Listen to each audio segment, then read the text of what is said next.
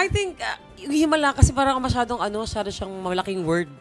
Pag sabi mong himala, di parang talaga, yung imposible mangyari. Yun, oo. Pero siguro blessings madami. Oo, maraming blessings. Ang himala is, andito pa rin tayo.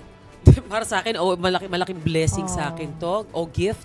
Nandito pa rin tayo na showbiz na ako almost 25 years next year. Wow. Diba?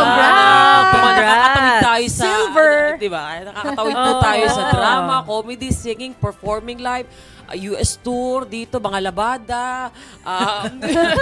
Diba po, I feel so blessed na isa ako sa mga ganong klaseng artist na nakakatawid sa mga kahit anong, na pwede kahit saan. Importante. At itong ninyo, ang himala ninyo, ngayon naman, for a change, makikita nyo naman ako ng kahit paano, drama. Wow. Dramedy.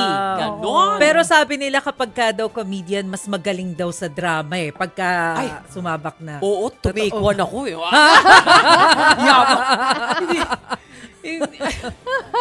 I think, dahil siguro mas marami kaming karga. Marami kaming kinakarga o marami kaming naiipon na hindi namin napapakita. Sa aming sa pag nag-perform lang kami mga komedyante when we do stand up or we perform, no? Hindi lang pwedeng nagbayad yung tao sa iyo para makita ka magdrama.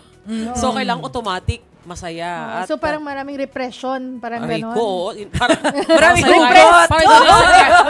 Parang may session ako sa therapist ko. Marami daw akong gano'n suppressed emotions. Pero ngayon I'm good, pero yun nga, hindi naman maganda, pero siguro nakakatulong din po na meron kang mga pinagdaanan noong kabataan hanggang ngayon naman. Tapos nadadala mo yun, naiisip mo yun para magkaroon ng internalization bago ka gumawa ng isang dramatic scene.